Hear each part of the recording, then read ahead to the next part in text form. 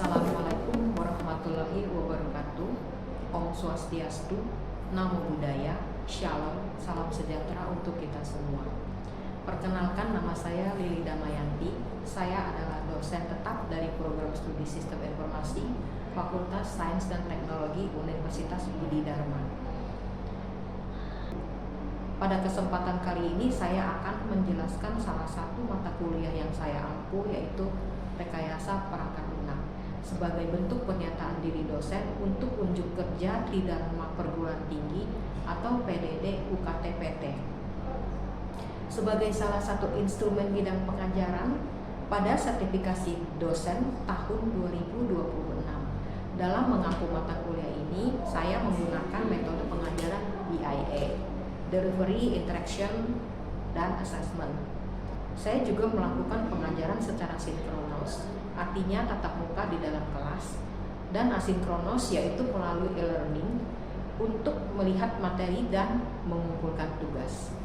Mata kuliah rekayasa perangkat lunak merupakan mata kuliah wajib program studi Sistem Informasi di mana memiliki bobot 3 SKS, dapat diambil pada semester keempat. Deskripsi mata kuliah rekayasa perangkat lunak ini mengkaji konsep rekayasa perangkat lunak dan menganalisa kebutuhan proses serta menerapkan dalam membangun perangkat lunak. Adapun materi pembelajaran dari mata kuliah RPL ini adalah: 1. Sejarah rekayasa perangkat lunak, definisi dan jenis perangkat lunak, cakupan rekayasa perangkat lunak. Kedua, karakteristik perangkat lunak yang baik dan mitos seputar pengembangan perangkat lunak. Ketiga, peranan, karakteristik, dan pandangan umum tentang perangkat lunak. Keempat, definisi proses perangkat lunak. Kelima, requirement engineering, mengenal dan menerapkan teknik analisa kebutuhan. Keenam, model pengembangan perangkat lunak. Ketujuh, extreme programming, rasional, unified process, opportunistic approach. Kedelapan, use case, analisis kebutuhan dengan use case diagram. Kesembilan, class diagram, analisis kebutuhan dengan class diagram. Kesepuluh, activity diagram, analisis kebutuhan dengan activity diagram. 11. Analisis dan perancangan perangkat lunak. 12. Proses pengujian dan perencanaan pengujian. Untuk capaian pembelajaran pada mata kuliah rekayasa perangkat lunak, yaitu aspek capaian pembelajaran lulusan atau CPL, program studi yang dibebankan pada mata kuliah ini ada dua, yaitu CPL 1, menguasai konsep alur bisnis suatu organisasi maupun institusi sehingga mampu memformulasikan penyelesaian masalah prosedural yang dapat dimodelkan ke dalam bentuk flowchart dan diagram. CPL 5, kemampuan menganalisis, mengembangkan, dan mengimplementasikan konsep sistem informasi dalam sistem enterprise ataupun e-bisnis sesuai dengan tujuan dan peningkatan daya saing organisasi atau institusi. Sedangkan capaian pembelajaran mata kuliah atau CPMK dari mata kuliah rekayasa perangkat lunak ini ada 4, yaitu CPMK 011, mampu mengingat dan menjelaskan pengertian perangkat lunak. CPMK 012, mampu memahami model pengembangan perangkat lunak. CPMK 051, mampu menganalisis kebutuhan dan mengembangkan perangkat lunak. CPMK 052, mampu menguji dan implementasi perangkat lunak.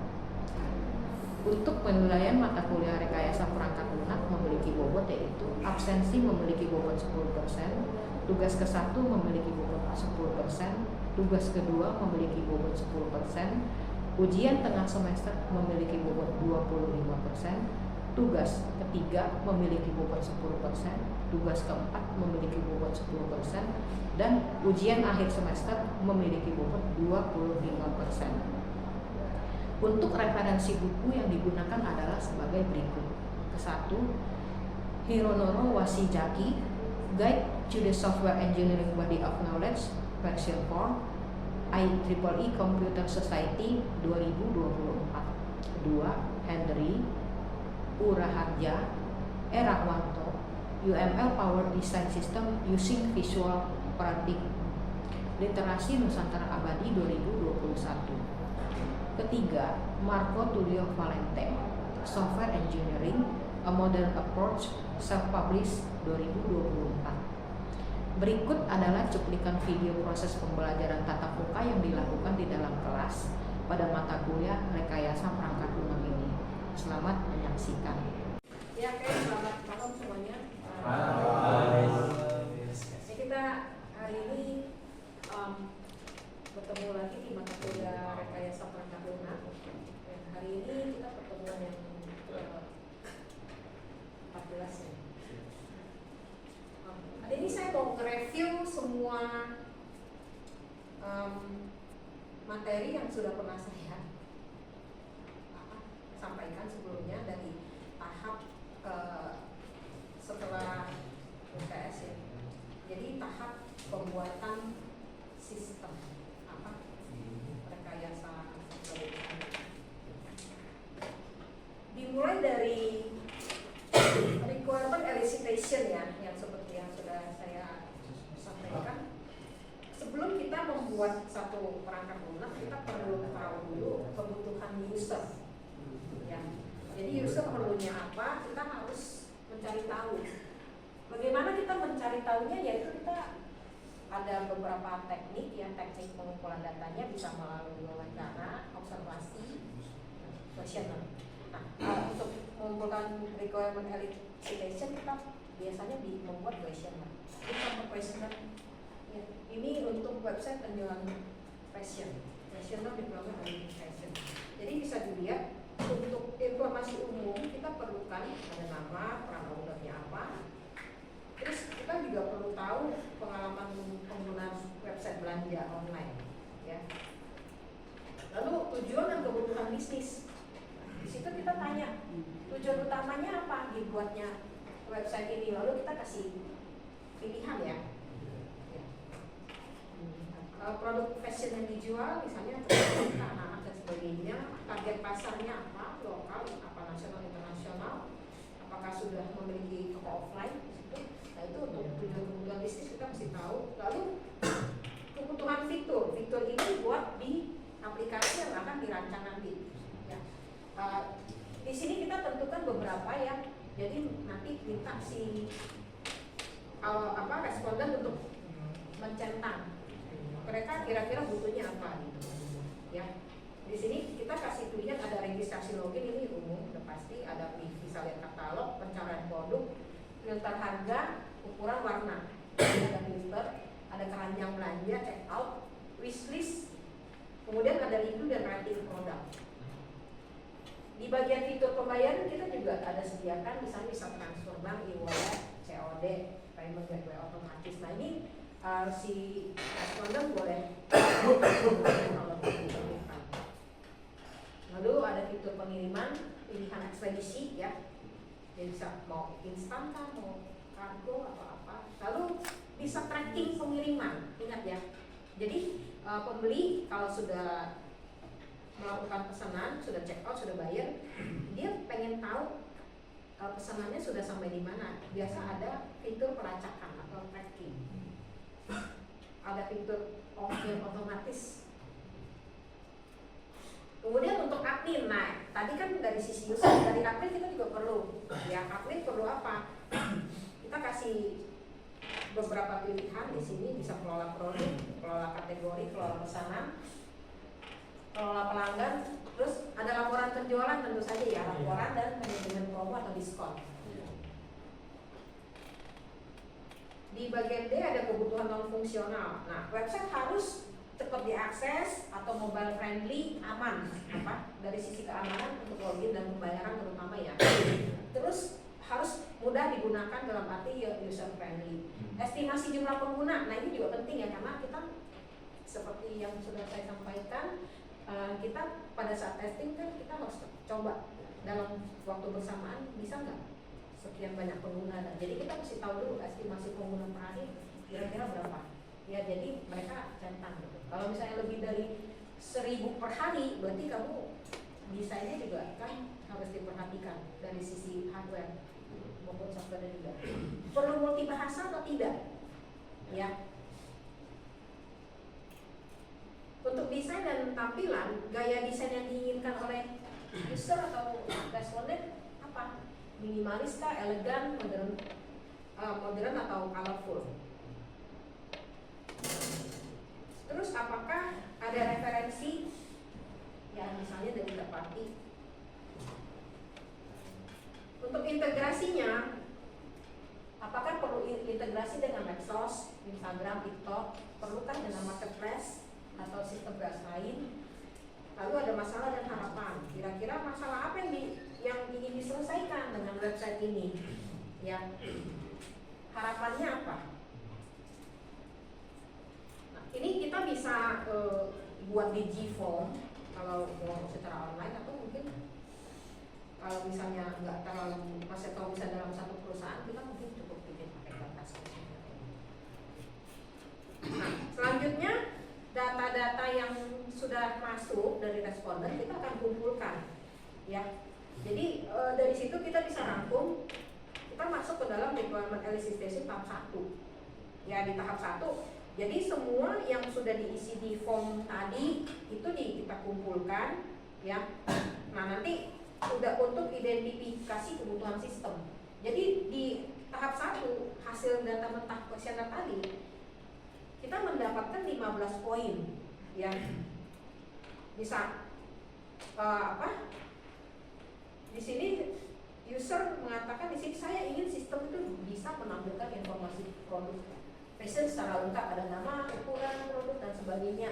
Ya, ada fitur pencarian, fitur login, ada bisa simpan data pelanggan, ada keranjang belanja, terus transaksi pembelian bisa melihat riwayat pembelian dan preferensi, ada keranjang belanja, pembelian otomatis dan mencatat ke riwayat, ya. Ada metode pembayaran dan ada ini status pesanan, informasi pelacakan, ini perlu. Kemudian bisa notifikasi ke pelanggan, apakah barang diproses, dikirim atau selesai, ya. Terus admin bisa kelola produk, bisa tambah, ubah, hapus, ini jadi satu, ya. Bisa kelola pesanan, bisa ada laporan penjualan, bisa tampilkan promo, diskon dan sebagainya. Ada fitur review dan rating. Pastikan websitenya bisa diakses melalui perangkat mobile. Ini baru tahap 1, ya. Jadi dia masih banyak banget data mentah. Nanti disaring lagi ke tahap 2. Di sini ada, jadi data tadi, ya, kebutuhan sistem dikumpulin tadi, nanti diklasifikasikan, klasifikasi MDI, ya. M mandatory, desirable dan inessential, ya. Jadi dari semua itu nanti dikategorikan ini mana yang wajib. Mandatory itu wajib ada, kalau desirable tuh diinginkan tapi nggak wajib. Kalau inessential nggak terlalu penting. Jadi dari semua tadi dikelompokin mana yang mandatory, mana yang desirable dan mana yang inessential, ya. Ke-15 tadi. Kalau sudah ada yang masuk ke kategori M, D atau I, kita akan sampai ke tahap 3. Berarti nanti yang I itu bisa dihilangkan. Di tahap ketiga memang masih ada juga, tapi di sini kita analisis lagi, ya. Analisis TOE namanya. TOE, technical, operational, economic, ya. Teknikal kita kesulitan teknis, operasional itu dampak operasional untuk penggunaan, ekonomik dampak biaya bermanfaat. Terus nanti dibagi lagi low, medium atau high. Sedangkan P ini ada penilaiannya. Jadi nanti masing-masing tahap ketiga ke-15 itu masuk ke tahap 2. Kita tandain, ya. TOE-nya. Ini low, medium atau high, ya. Setelah itu masuk ke tahap 4, tahap eliminasi, ya. Jadi untuk tahap ini eliminasi kebutuhan pengguna, ya, yang dikategorikan itu lihat tingkat kesulitan tinggi berdasarkan analisis TOE tadi, ya, atau kebutuhan yang dinilai yang tidak dapat dieksekusi secara teknis, ya, maupun operasional. Jadi di sini nanti yang nggak perlu akan dieliminasi, yang kira-kira perlu akan dipertahankan. Dari 15 hal yang dipertahankan itu ada contoh ini ya, menampilkan informasi produk fashion lengkap, cari filter produk, login, registrasi dan sebagainya. Terus ada yang dieliminasi, misalnya notifikasi pesan, mungkin ini nggak terlalu perlu ya. Jadi dieliminasi sementara, bisa ditunda dan ini tidak kritis. Ada lagi yang dieliminasi, misalnya promo dan diskon. Ya ini di prioritas. Ada lagi yang dieliminasi. Oh, metode pembayaran beragam ini dibatasi, dieliminasi atau dibatasi. Ya karena alasannya dia terlalu kompleks. Ya. Nah, kalau udah ada yang dieliminasi, kita tinggal lihat final hasil akhir. Tadinya 15 tinggal 12 ya. Cuman dari sini kita masih bisa ringkas lagi mana yang bisa kita jadiin satu. Ya kayak kemarin ya, produk bisa ditambah edit gitu atau apa. Ini kan ada nih. Ada keranjang, ada riwayat, mungkin ya kita bisa check out sama pembelian atau apa bisa dijadiin satu. Nah, dari sini saya ringkas lagi. Jadi 7. Versi ringkas, jadi sistem bisa menampilkan informasi produk fashion secara lengkap. Jadi dalam satu menu kamu bisa lihat nama, ukuran, warna, stok dan sebagainya. Terus ada sedia fitur untuk registrasi, login, penyimpanan data pelanggan dan riwayat pembelian, ini satu. Lalu sistem bisa menyediakan fitur keranjang belanja dan memproses transaksi pembelian atau check out menggunakan metode pembayaran transfer bank. Yang keempat, bisa mencatat transaksi otomatis dan menampilkan status pemesanan. Yang kelima, memungkinkan admin mengelola data produk, bisa menambah berhabis. Yang keenam, sistem memungkinkan admin mengelola pesan pelanggan dan menghasilkan laporan penjualan. Dan ketujuh, sistem bisa diakses melalui perangkat mobile. Jadi ini ringkasannya. Nah, dari sini kita akan buatkan use case-nya. Ya, dari sini kita turunkan ke use case. Jadi use case-nya kurang lebih bisa seperti ini ya. Di sini sih saya pakai alat bantu ya, cuman enggak. Harusnya aktor ini ada di sebelah. Jadi kalau misalnya mau digambarkan dari use case yang tadi, itu admin ini kan kurang lebih kayak ini ya. Ada login.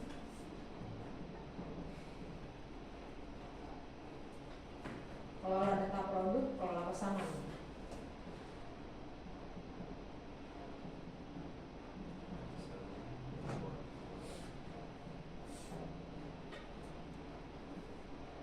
Nah ini punya si admin ya. Kayak gitu. Satu lagi laporan penjualan. Nah ini kalau misalnya dibikin ini ke sini ya. Ingat ya, garisnya semua tanpa panah. Karena dia berinteraksi secara aktif. Terus ada dari sisi pembeli itu ada login juga bisa. Ini dari sisi pembeli. Harusnya yang aktif di sini ya. Jadi yang si pembeli dari sisi ini. Kita bisa lihat pembelian, registrasi akun, pihak produk, transfer pembayaran, dan di sini input sistem ya. Ada check out, kelola keranjang, melihat status pesanan. Dan ini dibikin berdasarkan RE yang tadi itu. Requirement solicitation yang ini. Jadi hasil use case-nya untuk adminnya ini, yang untuk si ya pembelinya kurang lebih seperti ini ya. Bisa dikecilin ya. Nah ini bisa kurang lebih kayak gini ya. Dari use case kita akan lanjut lagi. Ini use case ya, proses cepat. Kita bikin skenario. Skenario tadi saya sudah buat. Ya, jadi kurang lebih ada atribut untuk registrasi. Jadi kalau misalnya use case-nya ada banyak, login ini satu. Misalnya login, berarti ini satu login. Registrasi akun satu. Ya, use case-nya registrasi akun, aktornya pembeli. Tujuannya membuat akun pelanggan baru. Ada pre-condition dan post-condition. Pre-condition pembeli belum punya akun, post-condition data akun pelanggan tersimpan di database. Nah ini skenario-nya yang harus dibuat. Terus kurang lebih saya cek lagi ya. Login ya, login. Ini yang simpel-simpel aja. Saya kasih contoh.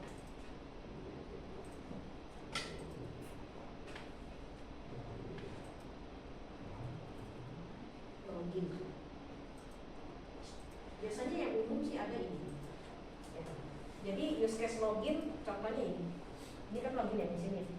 Use case-nya login, akunnya bisa pembeli, bisa admin. Tujuannya apa? Buat masuk ke sistem. Precondition pengguna sudah punya akun dan post condition pengguna berhasil masuk ke dashboard sesuai hak akses. Nah, ini contoh pembuatan use case skenario. Jadi kalau kita sudah buat use case seperti ini, masing-masing use case ini kita buatkan skenario-nya. Ya, kelola produk juga nanti akan dibuatkan semua. Ada berapa banyak use case-nya? Ya, sebanyak itu skenario-nya. Lanjut kita ke kelas diagram. Sebelum ke kelas diagram kita bikin itunya dulu apa? Tabel struktur database. Ya. Jadi struktur database kita dari semua ini kita sudah bisa bikin. Jadi struktur database-nya bisa pindahkan dulu.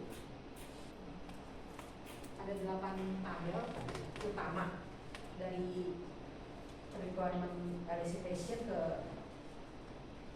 use case. Nah, di situ kita petakan, jadi ada 8 tabel. Ada tabel user pertama, ada kategoris. Ini untuk produk ya. Terus ada produk, ada order detail.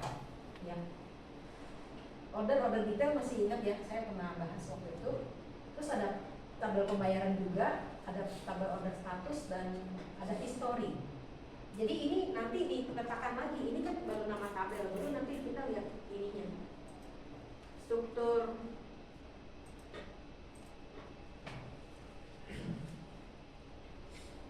tabel. Ya, ada user ID, nama, email, password, telepon, address. Role itu perannya dia sebagai pembeli atau sebagai admin atau sebagai customer. Nah, kalau ini sih biasanya otomatis kita. Nah, nanti kita bisa pakai. Yang mana primary key-nya ini, email ini unik, ini keterangan, ini perlu ya. Kalau kita desain kita perlu tahu ini berapa gitu. Ini juga kita harus definisikan di tipenya. Panjangnya juga kita harus definisikan. Ini kita buat. Order detail. Dari sini kita baru buat kelas diagram. Gimana caranya? Nah, kelas diagram itu harus sesuai ya, jadi harus konsisten dengan struktur database atau struktur tabel ini. Bisa dilihat loh. Cuman hasilnya kalau kita menggunakan tools ini dia garisnya tidak tepat ya, jadi kita harus perbaiki. Tetap. Jadi misalnya kategori ini kan kelasnya sudah benar, ada class name, ada attribute name, terus ada metodenya ya. Nah, cuman garis ininya kita harus perbaiki. Misalnya ini digeser ya, ini kan primary key-nya kan ini kategori ID, terus di sini foreign key-nya. Jadi di sini dari sini ke sini garisnya harusnya ya. Hubungannya 1 to 0 atau many ya. Kayak gitu. Sama. Coba secara overall ini sudah benar. Ininya sudah benar.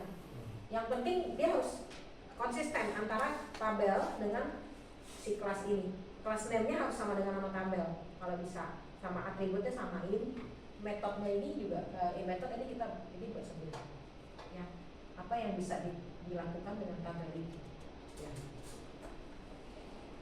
Oke, sampai di situ kelas diagram.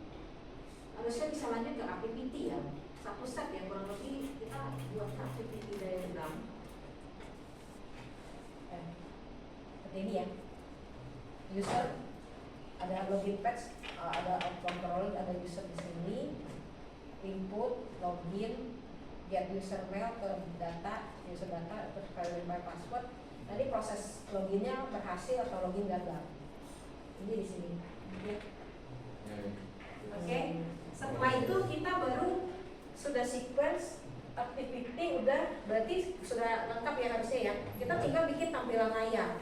Nah, tampilan itu kita harus bikin, biasanya kita pakai Figma, desain dulu loginnya. ya, desain login. Baru nanti kita buat tampilannya. Kurang lebih proses dari awal kita buat RE, requirement elicitation, lalu kita buatkan use case-nya, use case scenario, setelah itu rancang database, habis database buat class diagram, dari class diagram buat activity sequence. Dari sequence harusnya ada perancangan menggunakan Figma ya, rancangan kasar, baru kita buat prototip seperti ini tampilannya. Oke? Baik. Ada yang mau ditanyakan? Ya ini cukup mengerti yang di bagian sini ya. Pembuatan ini kurang lebih buat kelompok kita seperti ini. Oke, kalau tidak ada pertanyaan, saya rasa cukup sampai di sini ya. Oke, selamat malam. Demikian penjelasan deskripsi dari mata kuliah rekayasa perangkat lunak dan cuplikan video proses pembelajaran yang saya lakukan pada mata kuliah rekayasa perangkat lunak. Semoga dapat memberikan gambaran kinerja yang saya lakukan pada aspek pengajaran. Terima kasih pada tim panitia dan tim penilai sertifikasi dosen tahun 2020.